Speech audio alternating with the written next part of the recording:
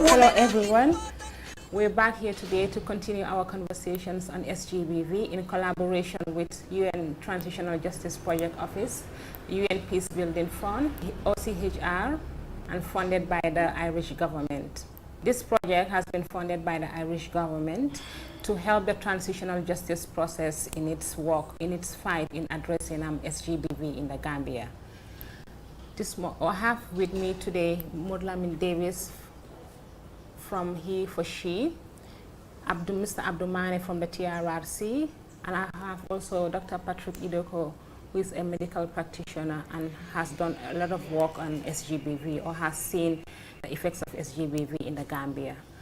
Today we want to talk about the role of men in battling, in addressing Sgbv. What can men do from the home right to the communities, right to the medical field, or in all spheres of life to help in the fight against Sgbv.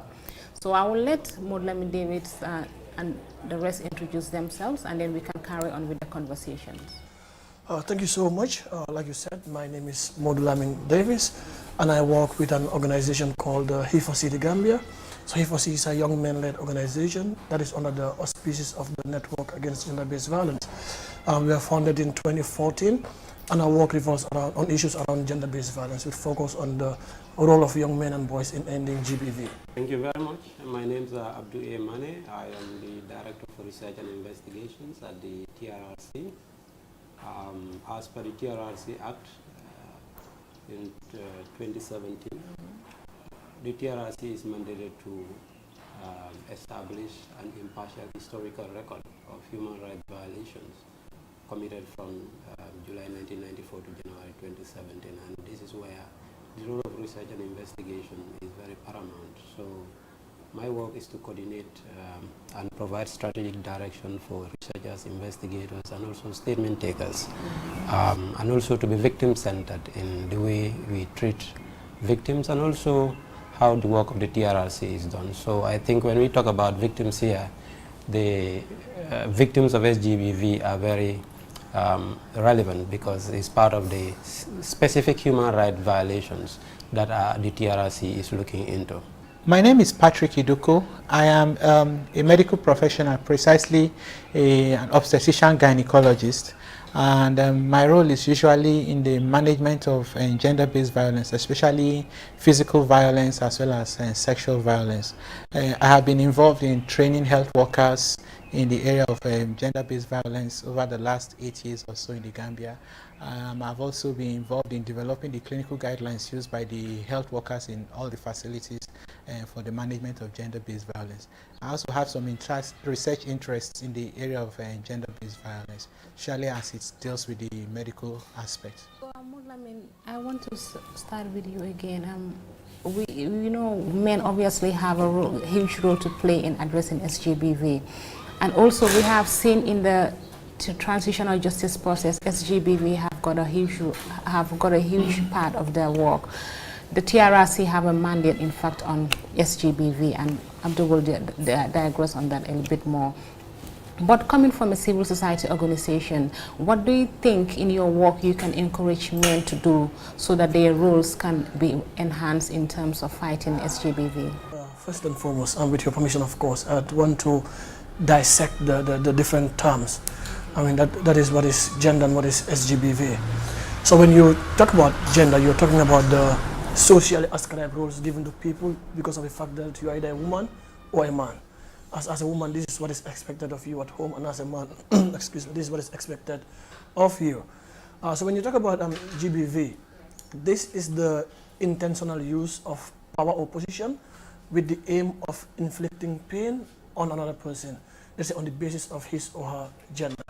For example, when you look at an issue of FGM, for instance, because I tell people all the time, when you talk about FGM and child marriage, men always take the center stage. Men try to propagate some of these things because of the fact that the other sex that is, that suffers from it is our women. I think it's important that men take the center stage in that. So at our own level, that is He for She, some of the things that we do is to ensure that we learn and teach other men the different effects of GBV. I don't think you can advocate against gender-based violence if you do not know what it really is about. Also, one of the things that we also do is to ensure that, some of the behaviors of men, we try to question them. So I think society has normalized some of these behaviors. And non-respecter of boundaries. You see, men before, when you look at all these different forms of gender-based violence, sexual violence is always at the top. Of course, Dr. Patrick would agree with me. The network always has a register in a lot of hospitals. When you look at the different forms of gender-based violence, sexual violence is always up there. So one of the things that we think propagates this is because men start by making slight innuendos. They test waters. They do not jump into this with both feet. They make comments, like you're passing, for instance, oh, look at this, look at that, your boobs and all whatnot, and then wait for your reaction. If you're passive about it, they continue. If you're assertive about it, then some of them would stop. So some of those behaviors that we normalize in our different households, in our different communities, we try to question some of these things. We try to also ensure that men understand that they have a very big bearing on the other sex. There are things that we do, even at home, even for our parents. Of course, I'd want to digress a bit. Sometimes when a parent goes out to buy dolls, for instance, for the two children, for the girl, they would buy a female one, so you can plait the hair and everything. For the boy, you'd buy a gun. To tell the boy, you're supposed to be tough, you're supposed to use the gun, you're supposed to shoot, you understand. Some of these behaviors, some of these things that we do, we are actually encouraging or propagating GBV unknowingly. So at the level of the civil society organizations, He4C to be specific, we try to question some of these things. We try to ensure men understand that some of these things that we do, they have a very huge bearing on the other gender. Yes. I understand your question, but when you question, do you go deeper or do you go beyond just questioning and ensure that these behavioral changes, these behaviors that you have mentioned, how do we make sure that they change? Because the men are the change agents. They are the ones who are at the privilege level. They have the privilege of being given top priority in society across all the wherever they're supposed to represent. But it's one thing when we decide that we are going to question what they do, but beyond questioning, what are some of the mechanisms or the strategies we can put in place at the level of the civil society organizations to work with communities so that men start seeing this from a different perspective, that it should be about inclusion and equality. I agree. So at He4C, we are not a pressure group. Okay. We do advocacy. So we raise the awareness of the masses, and men to be specific. So when we go to different communities, like I said, we try to mentor, especially some of the young men in different communities. And we are of the conviction that, of course, it's important that we also target older men and women. But they've done their bit. Our parents have done their bit in subjecting their daughters to harmful traditional practices, like child marriage, like FGM, for instance. So that is why we focus on young people. Someone like myself who's not yet married, for instance, I'm going to get married, isn't it? And men are the decision makers in the different households and in different communities. So if men like myself, I'm someone as young as Abdul also could stand up to say, I wouldn't subject my daughter to this harmful traditional practice, I wouldn't lay my hand on my wife, I wouldn't do so and so and so, then we think in the nearby future, the issue of gender-based violence, we'd focus on, sexual violence. I think it would come to a stop. Catching boys young, yes, so they understand gender equality and also practice it, and also mentorship. Those are two key things. Thank you so much.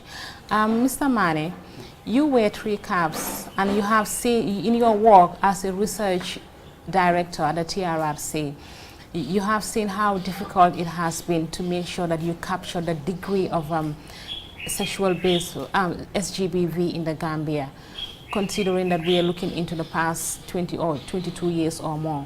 What do you do? What do you think? How can men in the Gambia help you so that your work becomes easy? We understand that most of them are the perpetrators, but they also need to, how do you think they can help you realize, to help you make sure that victims are not blamed, victims are not stigmatized, and also victims are brave enough to come out? Because men, in as much as we talk about victims coming out, so how society views them, especially how men are treated and dealt with, will make the victims come out much easier and a bit more. You have seen a low victim participation in SGBV cases. Thank you very much, Tuti. This discussion is legitimate. Number one, because if you look at most of the perpetrators of SGBV are men, and because of in most leadership position, the occupiers are men, and when it comes to power relationships, the powerful are usually men. So obviously, when we talk about SGBV in the context of our work, we have realized that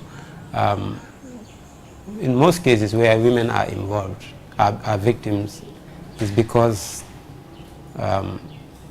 they have competing interests, and usually because of their situation, they have to give in, in certain situations, because that is what the person in leadership position demands.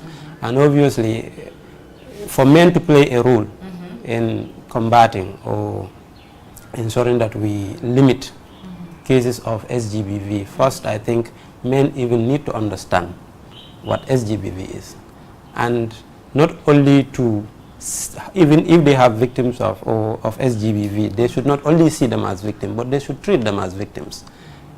Seeing somebody as a victim is you recognize, yes, is involved in an SGBV case, or somebody has actually violated her, but you don't treat the person as a victim. Anytime the person passes, or moves from one point to another, you try to cast aspersion on her attitude.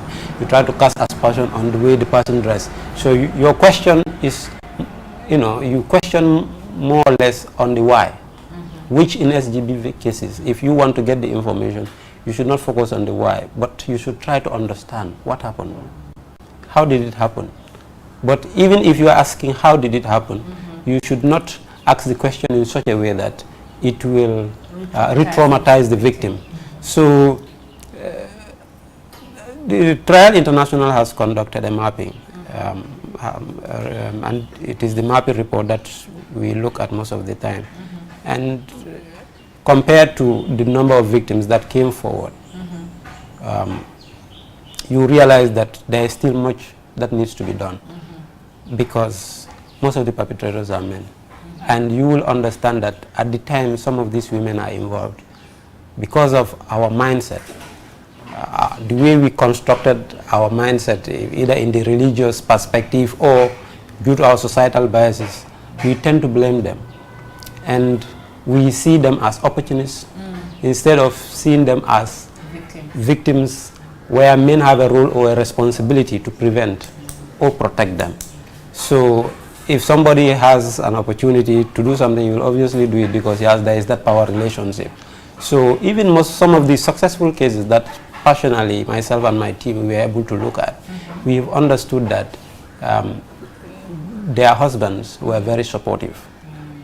They support them from the initial stage and understand that, yes, she is a victim, I need to support her. And I think this is what is expected of all well-meaning men, to not just cast aspersion.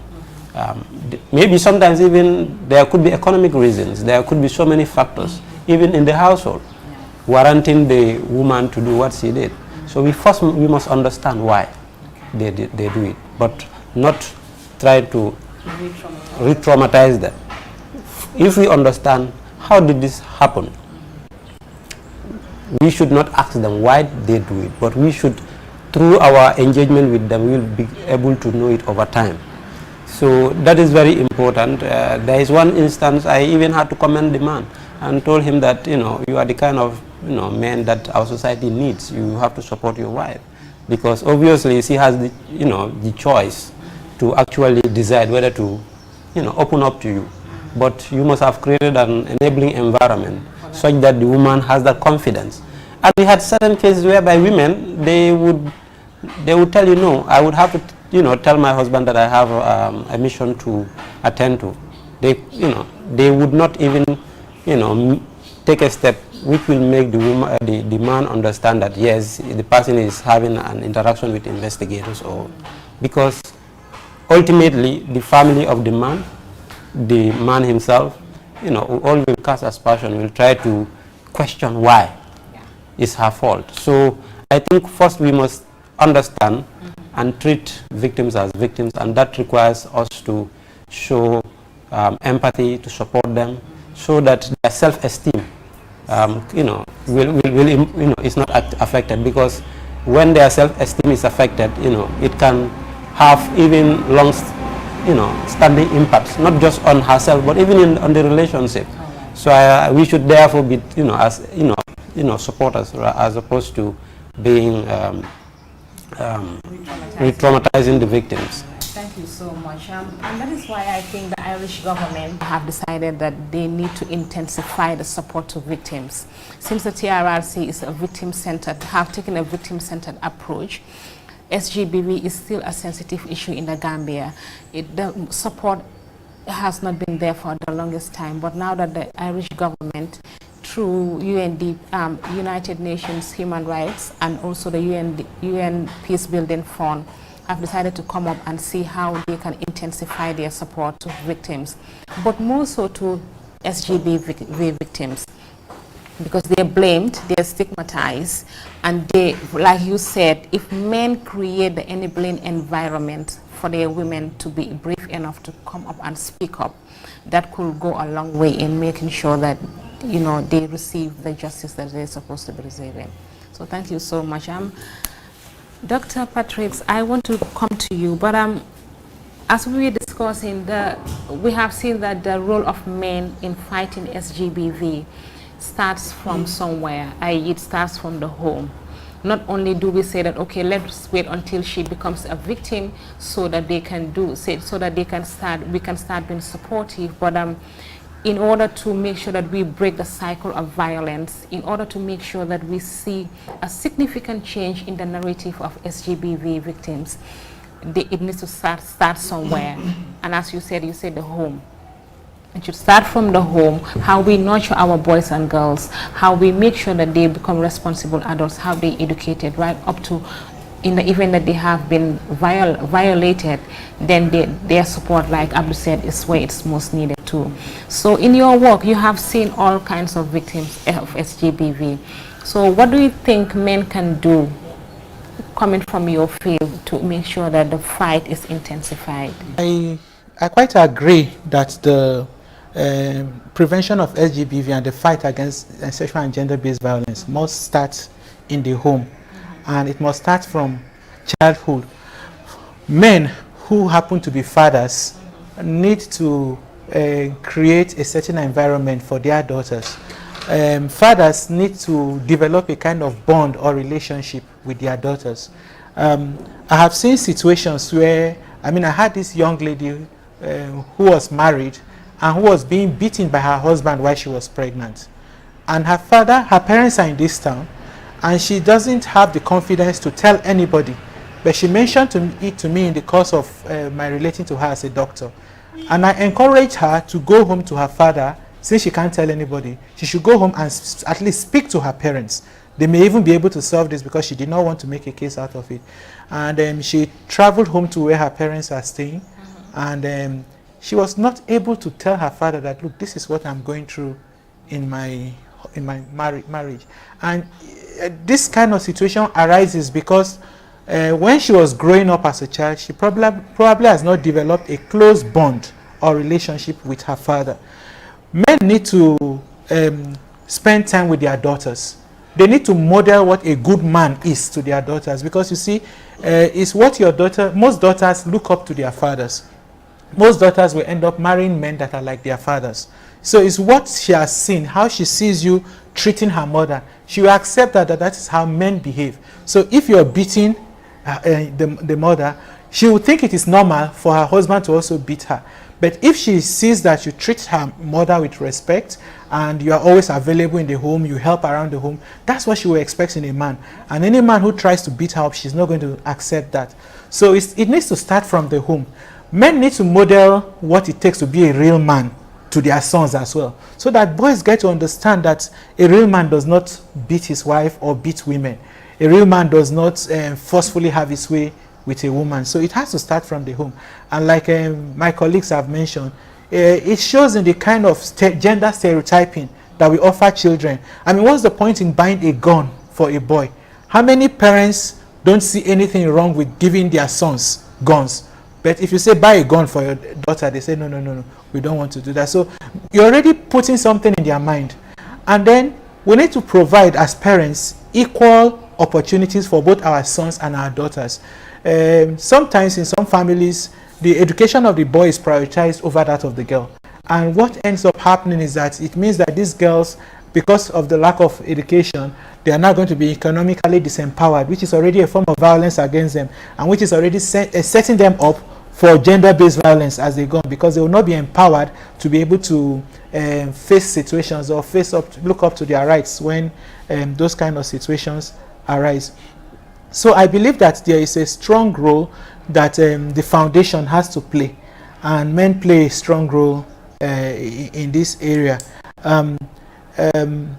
I think one of our colleagues also spoke about the fact that men need to encourage women who have experienced violence to come forward. A few years ago, I happened to attend to a young lady who was raped while she was on a journey in this country. And of course, immediately she got home, she told her husband. And the husband said, no, we should not talk about it, because he felt it would be an embarrassment and a shame to his own name. So they kept quiet about it until the lady began to develop some symptoms of a sexually transmitted infection. So when she came to consult me because of the STI she was having, and then told me the background of how she got the STI. And I struggled to convince her that, look, you need to take this matter up with the police. But she said, no, her husband said we should not talk about it. So you could tell that she was pained and she really wanted justice. But her husband has prevented her from getting justice, because the husband feels it would be a shame or to his own honor to hear that this kind of thing happened to his wife. So there's still a lot of advocacy that groups like he for she can do in this area. I don't know if you allow me to also talk about the issue of violence among pregnant women, because we are finding out that it's like the proportion of violence meted out to women when they are pregnant by their intimate partners is very high. We've seen that in studies in the Gambia here, we've seen that in studies in other places. And I believe that one of the reasons why this happens is because when a woman is pregnant, there's a lot of hormonal changes that happen in her that make her to sometimes behave in a way that may not be her normal way of behavior. And because men don't go through pregnancy, they don't understand these changes. So they interpret these changes in ways that, if you're not careful, can lead to a lot of friction, and this may manifest as violence. So men need to be encouraged to visit the clinics with their wives when they are pregnant. Men need to be encouraged to be more involved in the process of their wife's pregnancy. I mean, if they come to the clinic with a woman, if they read about pregnancy, if they know what is happening to her, then they have a better understanding of what she's going through, and they're able to provide the kind of supports that she needs even during the course of the pregnancy. In fact, research has suggested that men who attend the delivery process with their wives, that those delivery processes tend to be better. So most of our hospitals and most modern hospitals are now built in such a way that men can actually be in the labor room when their wives are in labor. Because we found out that when their husbands are there, they tend to have a better outcome for both the baby and the woman for the process of labor.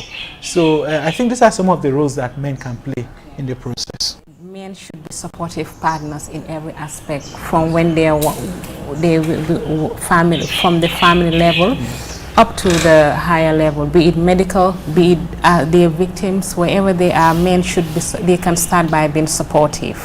Thank you. Mudlamin, I want to also talk about the role of the youth, the boys in this case. What can they start doing to ensure that they destroy this generation, the gender stereotypes? We understand parents have a role to play in the way they bring up their children. But when you're outside of the home, you're a young man growing up, you have seen how society is, how disempowering the women are. What are the things that they can employ from that early age on their own initiative to ensure that we break the the gender stereotype? I think one of the things that we can do, society can do to ensure that, we break the stereotyping, like you said. One of which is we need to teach men how to cry. I think that's important, so they know that crying is very normal. So when you, of course, so when you see a woman crying, you wouldn't see them as being weak. You wouldn't see them as being, irritating. You would know it's very normal for them to cry. I think that's important. If you look at violence, like Doctor said, it cuts across a lot of things, a lot of places as well. You wouldn't think that someone as educated as a nurse or a doctor would go through violence on a daily basis. But even people in uniform, police officers, soldiers, I mean, I train them. You understand that even senior, either police or, I mean, soldiers, officers, I mean, sometimes they get beaten by their wives even. You get beaten by your wife, you cannot report because of, I mean, some of the things that are, I mean, that are going on in the camp. I mean, you're not supposed to cry as a man, you're supposed to do one or two things. But men also beat their wives a lot, even in the camps, during trainings. Because then you cannot go as a woman, as a senior officer, going to the charge office, for instance, to say I was beaten by my wife. So they just discuss it in the house and that's it. So I think it's important for people to understand that it is normal for you to cry. 1. 2, it's normal for a man to get into the kitchen, support women, so you know what they go through. Because also studies have shown that men that support, let's say, their mothers in the kitchen, their sisters in the kitchen, turn out to become better husbands and better fathers. But then you know what is happening in the kitchen. I think it's also important for men to understand that women, we are not in a competition. Women, for me, hold half the sky. And no society would prosper leaving half of the population behind. So if we understand that we are not in a competition with women and we are here to work as partners, I think some of these, if not all of these things, would come to a stop. I also think it's important for dialogue. It's very important. But a lot of times as men, we are taught to be stiff. You cannot manifest your emotions in your house. You're supposed to be seen as this tough person. You're supposed to be seen as this aggressive person. You see, wherever you see an aggressive husband in his matrimonial house, go outside. And wherever his peers are talking, he's always quiet. You understand? So your power should not be manifested on your wife at home. But also, parents need to understand that if you have a boy child and a girl child, if you take the boy child to school, you're supposed to take the girl child to school. So the boy also, when he grows up, would understand that it is important that I also take my girl child to school. I mean, we all know that in a lot of houses in the Gambia, especially where I'm from, Bakau, women are normally breadwinners. They are more supportive of families. I think that is the truth. We don't know some of these things. So one of the things that we do at He4C, when we go to different communities, we encourage people to take their daughters, especially men, to school. Because some of these things that we are faced with on a daily basis, you see, the truth of the matter is, irrespective of the fact that we don't like saying it sometimes, men are the highest decision makers in this country. We know of women who are very empowered, who are educated, and understand the effects of FGM, for instance, but they would go home and subject their daughters to the practice because they want to belong. Because their husbands mount pressure on them on a daily basis to ensure that they subject their daughters to the practice. But as a man, as the highest decision maker in your house, if you stand up to say, no, my daughter wouldn't be subjected to that harmful traditional practice, I don't think anybody in that family would have the guts to do that to your daughter. So that is why I think it's important for men to understand the effects of some of these things, to understand that we are not in a competition with women, because men in this country are scared of empowered women. That is the truth. Look at all the different institutions where you think you have women that are very empowered. Men hardly go there to get wives or to marry them, because men naturally are scared of empowered women. Because, I mean, they do not want to feel intimidated. They want to be household heads. And I mean, people know, some of these people who are very empowered, who understand some of these things, actually become better wives for you. Because then they understand their roles and responsibilities as wives. So that is why I said men need to understand that they are not in a competition with women. It is important for, of course, maybe Dr. Patrick could come with an example of how he came into this country. I mean, he's the biggest He4C in this country for me, Dr. Patrick. I mean, you have your wife who's working, who's doing one or two things, has an appointment, you go with your wife. So men need to understand that we are not in a competition with women. Once we understand that, then I think this issue of gender-based violence would come to a stop. Mr. Mane, in the context of the TRRC, since this work that we are doing, it's to intensify our support to victims, you know, and in every aspect. It's not just the medical, it's not just prosecuting, but also the aftercare of victims and survivors, i.e. the psychosocial support that we offer them. What services do you have at the TRRC for Sgbv victims? Because I know there's a TRRC mandate on how Sgbv should be treated at the level of the transitional justice process. But also, what services do we have at the TRRC for those that are, say, SGBV victims? I know the psychosocial support is very big, and being a big victim-centered approach that we are taking at the TRRC. In the context of that, what do you think we can do more, and what are the, first of all, what are the things that are available for them, and what do you think needs to be added on to intensify this support? Thank you. At the TRRC, we have different steps or mechanisms. So usually it could be the victim support unit or the research and investigations unit as the first point of contact with victims of SGBV. So after our initial contact, then psychosocial support unit will be involved. But most importantly, we have a specific task force that is dedicated to the issue of SGBV, because also you have issues of confidentiality. You want to ensure that the process is well protected, and also the confidence of victims is not lost in the process. So we have a dedicated team of investigators, statement takers, researchers, victim support officers, psychosocial support officers. We know, all with a view to ensure that the trust is maintained throughout the process. So it can be psychosocial support unit provides psychosocial support at any point, before, during, and after.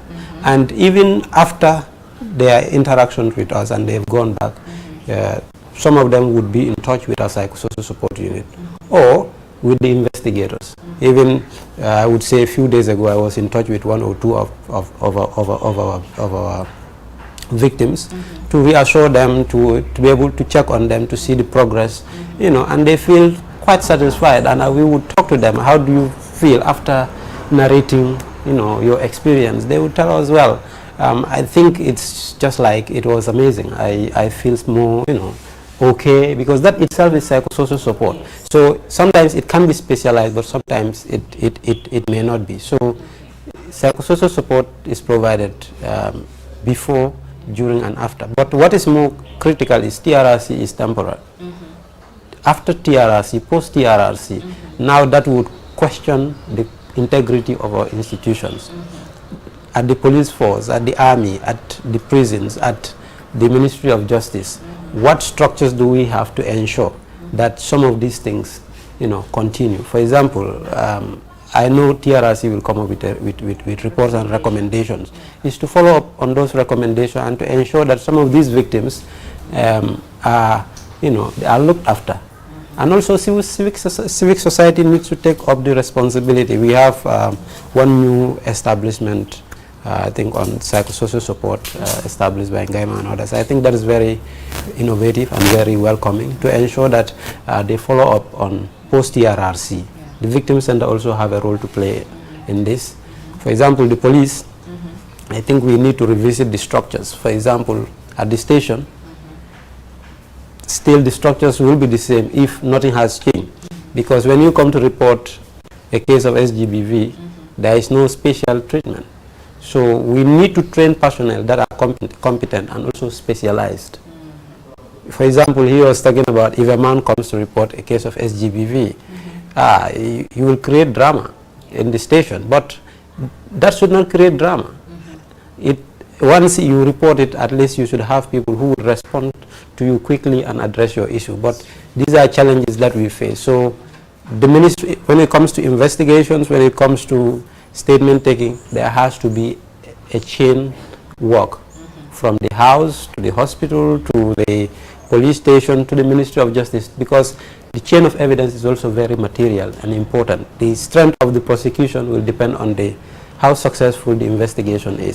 And I think all this thing boils down to leadership. At the police, at the, men should not use their power to violate women. Neither should women do so.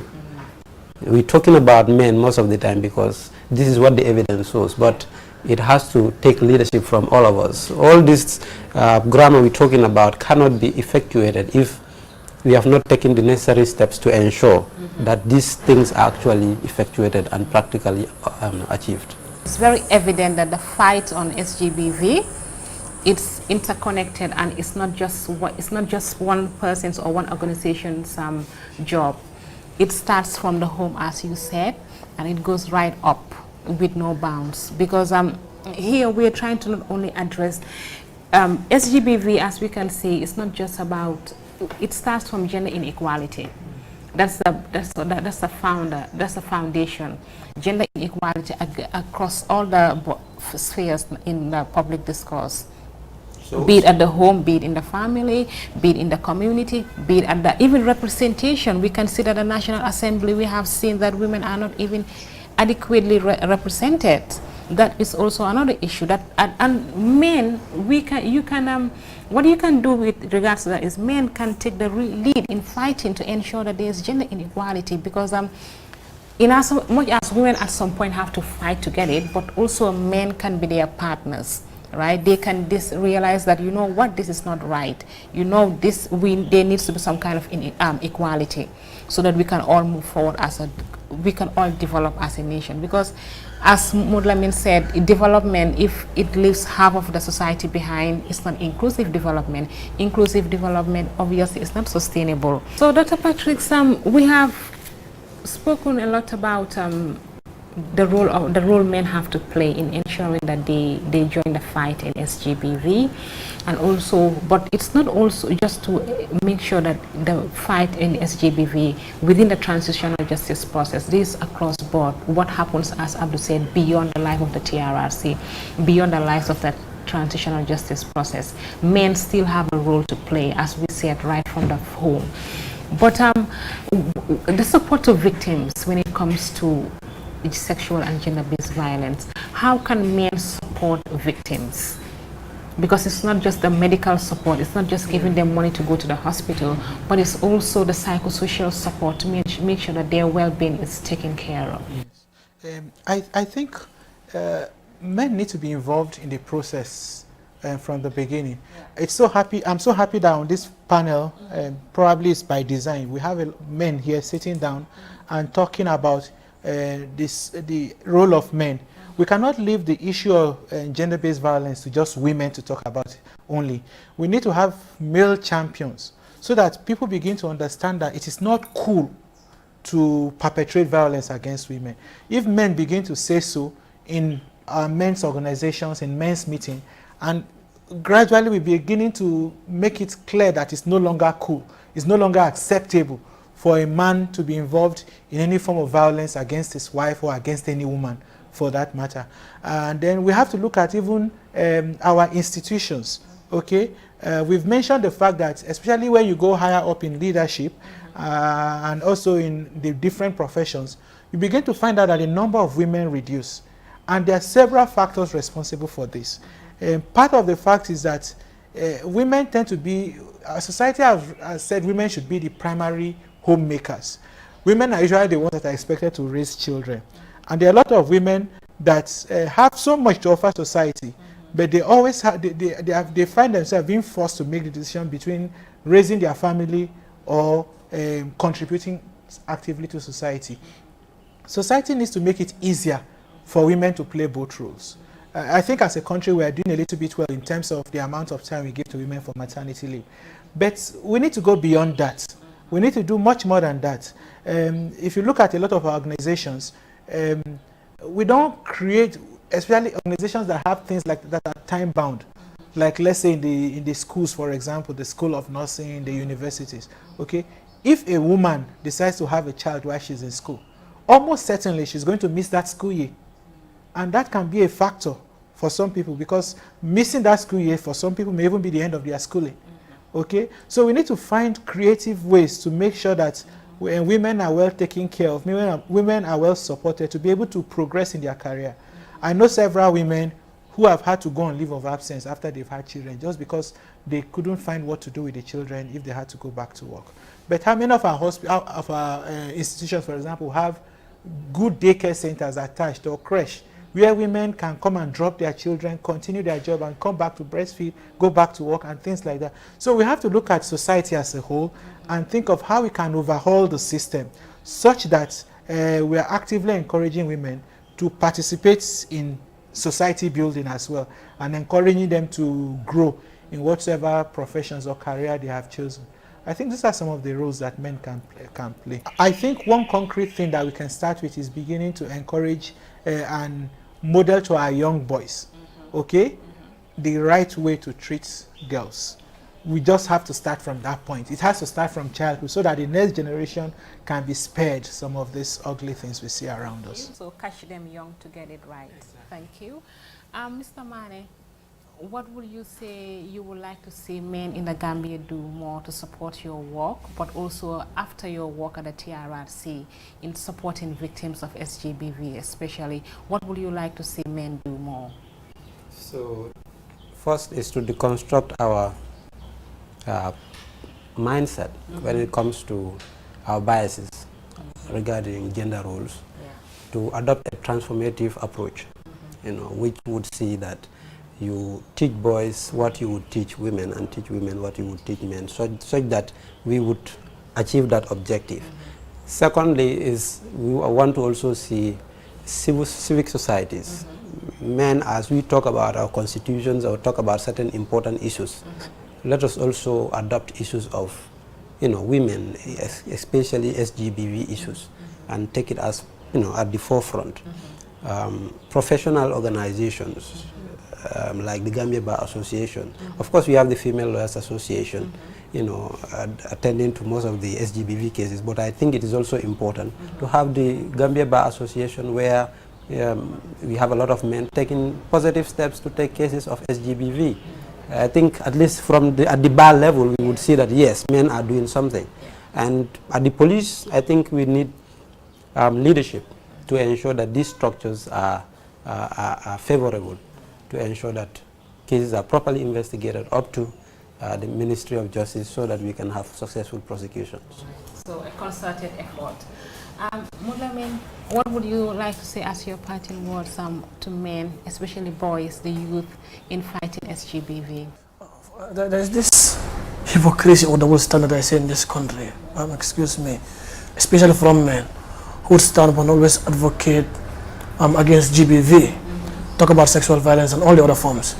But when a woman comes out to talk about, let's say, an issue of rape, for instance, men would be the first to question. And for me, women do not owe anyone their truth, and their timeline also belongs to them. Of course, even at the TRRC, you would hear men say, why didn't you come out earlier to say you were sexual abuse, for instance?